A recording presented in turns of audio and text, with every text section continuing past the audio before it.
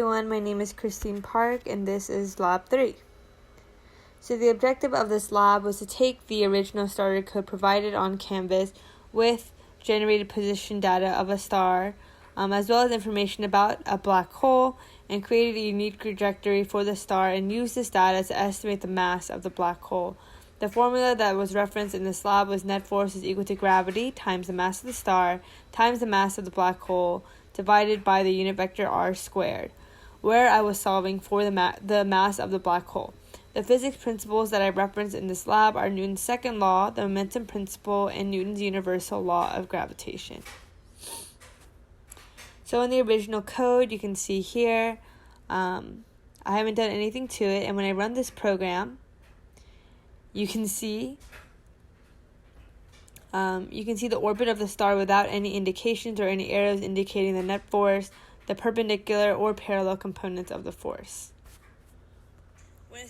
When I started modifying the code, the first thing I did was input my email address for the seed, and then moving on, I modified the gravitational constant, modified the mass of the star to the mass given to us in the lab, and changed delta t to be the amount of time in a day in seconds. Moving on, I designated x, y, and z coordinates for the initial velocity and final velocity. I included an expression to indicate the calculation of the momentum, which is the star's mass times the velocity.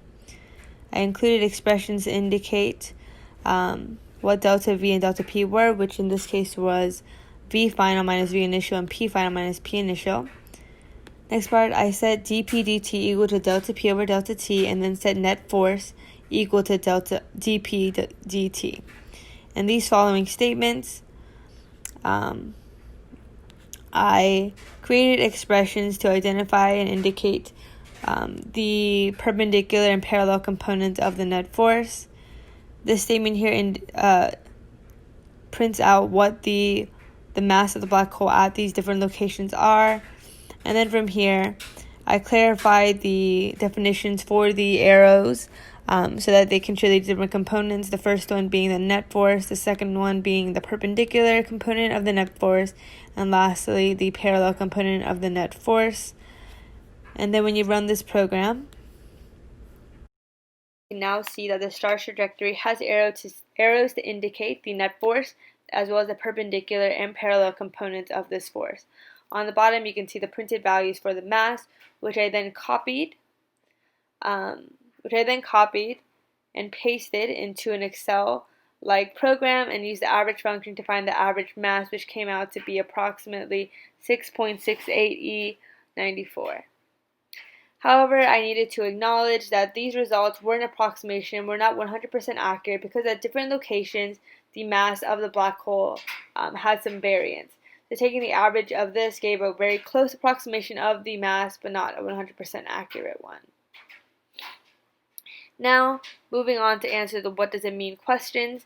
Although the values for the net force as well as the momentum, the change of momentum were the same in this case, they are different. Force is a push or pull that is applied to an object to change its momentum, and Newton's second law tells us that force is the product of mass times acceleration. And since acceleration is the change in velocity divided by time, we can also say that force is equal to mass times velocity over time. We can also say mass times velocity over time is equal to momentum over time. So in other words, force times time is equal to momentum. So to break down again, force is a push or a pull being applied on a body, where force is equal to mass times acceleration. On the other hand, mass is the amount of motion moving in a body, where momentum is equal to force times time. So we can also say the change of momentum is illustrated by delta p is equal to F times delta t, essentially Newton's second law.